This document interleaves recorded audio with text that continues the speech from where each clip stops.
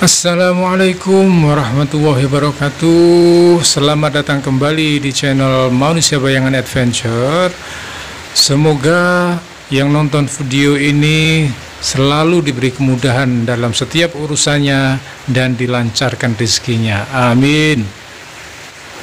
Pada kesempatan kali ini kita masih membahas seputar kisah misteri ya, kisah mistis pendakian Gunung Pandan yang part 2, karena kemarin yang part 1-nya sudah tayang ya. Tapi sebelumnya izinkan kami menyampaikan permohonan maaf yang sebesar-besarnya pada teman-teman semua, karena sampai hari ini kami masih belum bisa menyuguhkan video-video petualangan seperti sebelumnya ya, dikarenakan ada kesibukan dalam hal lain. Nah, seperti apa kisah selanjutnya? Tonton terus videonya sampai habis. Jangan lupa support channel ini dengan like, dan bagi yang belum subscribe, monggo di subscribe. Jangan pamit, matutukawa iki. Assalamualaikum. Setelah harimau putih itu berpamitan dan keluar dari tubuh saya, kemudian saya terkapar. Selanjutnya setelah itu semuanya kembali normal ya. Kemudian kami lanjutkan ngobrol sambil masak air untuk bikin kopi. Setelah itu kami kemudian lanjutkan ngobrol ya. Nah, di sela-sela ngobrol itu teman satu tim ini tiba-tiba ngomong, Coba lihat di sebelah atas sana itu ada apa?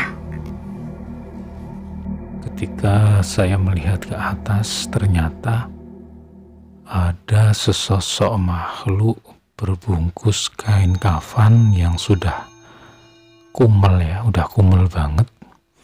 Mukanya hancur, matanya melotot berwarna merah, dan baunya luar biasa, sangat busuk. Kemudian saya bertanya pada teman satu tim ini, sejak kapan dia di situ?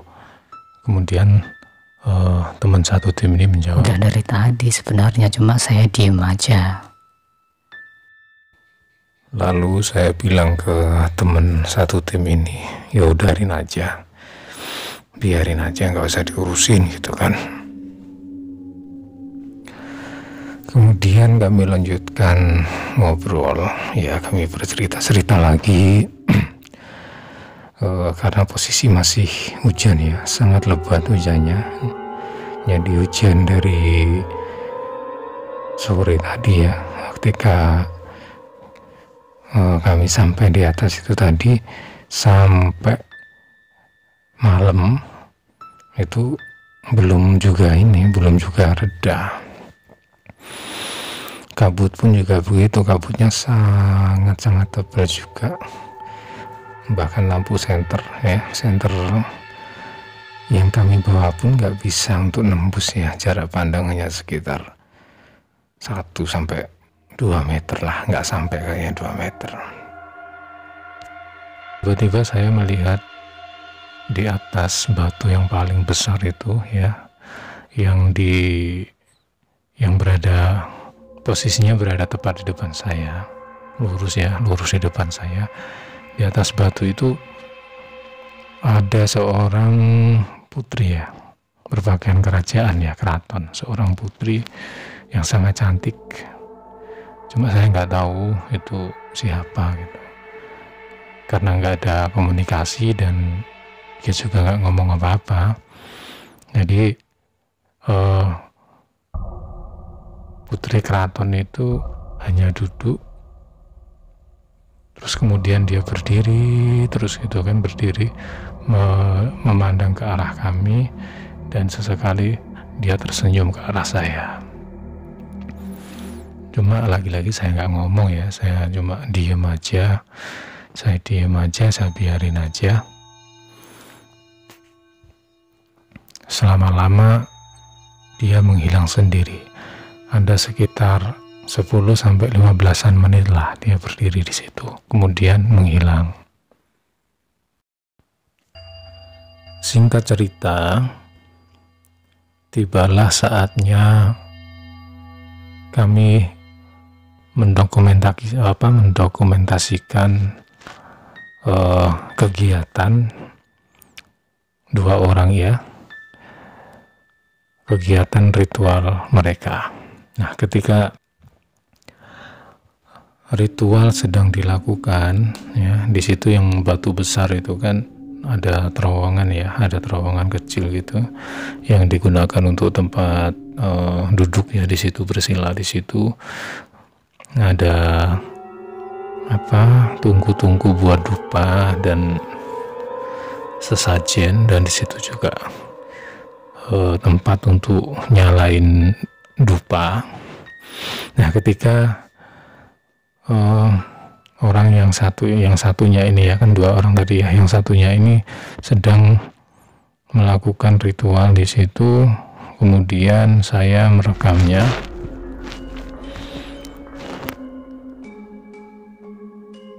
Dalam pandangan saya, batu besar yang ada di depan saya, berarti di atasnya ya, di atas orang yang melakukan ritual ini ya, itu tiba-tiba bergoyang-goyang. Saya sampai kaget di situ, karena saya pikir bahwa goyang-goyang ini, saya takutnya goyang-goyang mau jatuh kan gitu. Itu dalam penglihatan saya nggak tahu kalau dalam penglihatan yang lain ya, cuma dalam penglihatan saya begitu. Sampai saya mundur beberapa langkah untuk memastikan, tapi lama-lama kok diem gitu kan, diem. Kemudian saya melihat ke atas, tepat di atas batu ini, yang awalnya tadi ada seorang putri ya, yang berpakaian keraton atau berpakaian kerajaan yang sangat cantik, dan sekarang ada muncul sosok pria yang sangat gagah. Kalau kita lihat kayak di film-film itu ya, pendekar yang sangat gagah begitu. Itu cuma ini, dia nggak pakai mahkota kerajaan, enggak, cuma berpakaian ala pendekar ya, kayak pendekar gitu. Jadi dalam bayangan saya malah ini loh, mirip tokoh yang dalam film Angling Dharma itu. Cuma ya nggak mirip banget, maksudnya itu modelnya seperti itu gitu. Lagi-lagi saya juga ini nggak berani memastikan itu siapa gitu.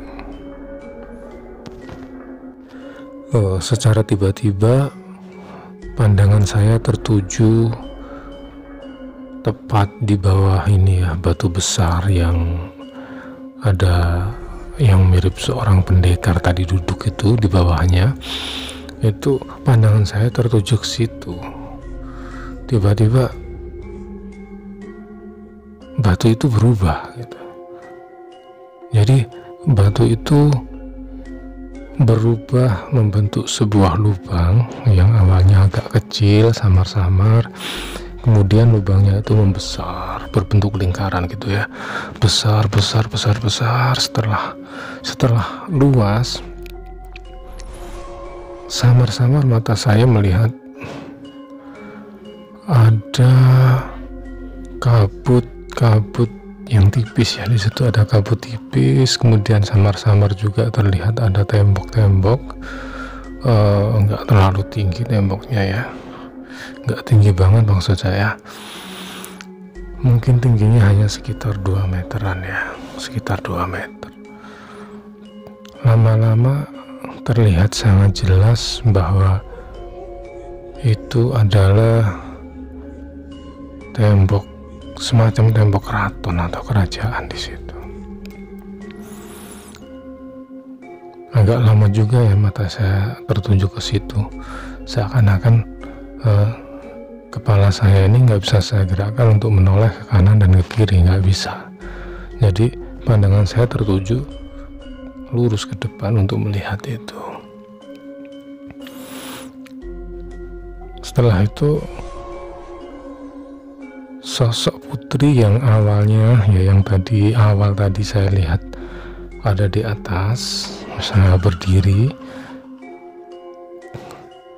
Saat ini juga dia berdiri. Saat ini dia juga berdiri di sebuah pintu gerbang di keraton tersebut.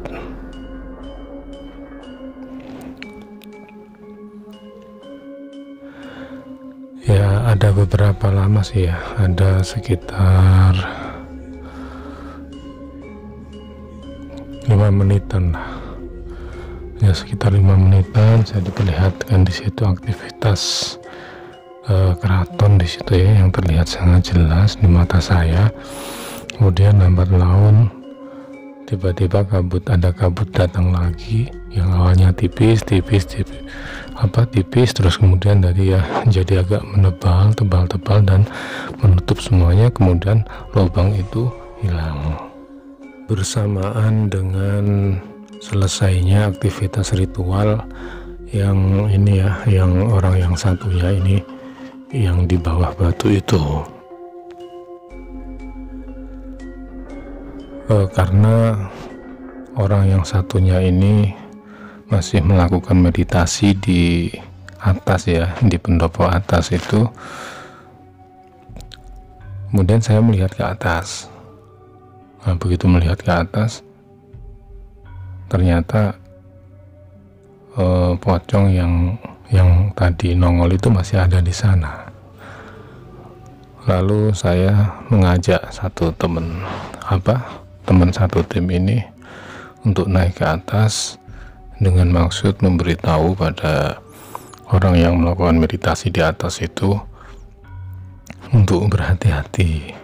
Bukan bermaksud menakut-nakuti, tapi hanya sekedar memberitahu nanti kalau muncul si pocong itu nggak usah takut gitu kan.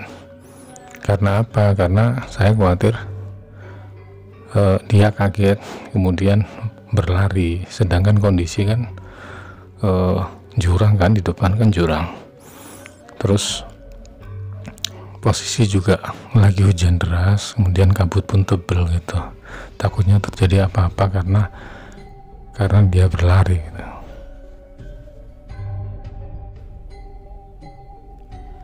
Dan benar saja, belum sampai 5 menit saya turun ke bawah setelah ngasih tahu itu tadi, orang yang di atas juga tiba-tiba nyusul turun gitu.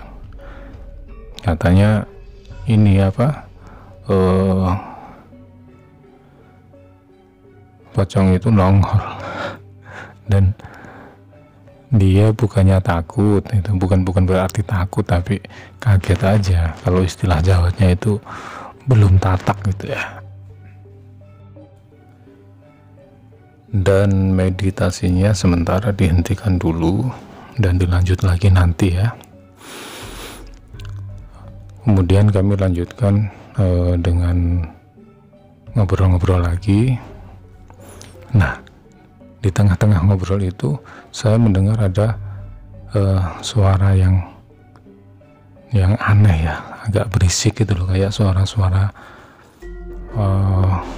gimana sih, orang kayak berbisik-bisik atau gimana, cuma agak aneh aja gitu. Dan saya kemudian berdiri untuk melihat karena suara itu berasal di bawah ya, agak ke bawah sedikit, dan di sebelah bangunan yang kami jadikan tempat ngobrol itu. Begitu saya melihat, saya kaget sampai saya berteriak Allahu Akbar gitu kan. Kenapa? Karena saya lihat makhluk yang nggak karu-karuan deh, bener-bener nggak jelas itu bentuk wajahnya, nggak karu-karuan, hancur banget. Dia sedang berdiri di bawah sebuah pohon, tapi agak ke bawah ya, yang jaraknya sekitar 5 meteran lah dari tempat kami gitu. Kemudian saya ambil senter dan saya arahkan senter ke arah makhluk itu tadi gitu. Dan begitu senter saya nyalakan, dia menghilang gitu. Dia menghilang, terus saya senter lagi, nggak ada, ya udah biarin aja gitu.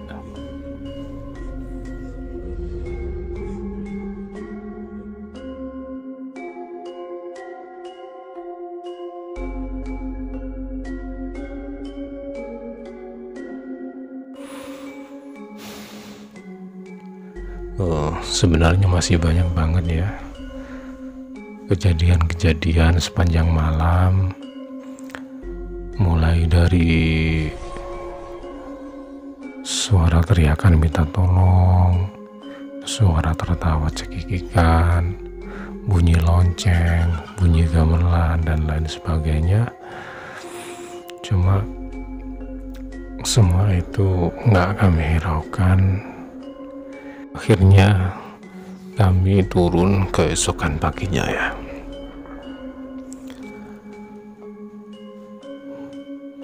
Sampai di sini dulu teman-teman ya. Kisah pengalaman mistis yang kami alami di Gunung Pandan. Nantikan kisah dan pengalaman-pengalaman petualangan selanjutnya di video yang akan datang. Terima kasih atas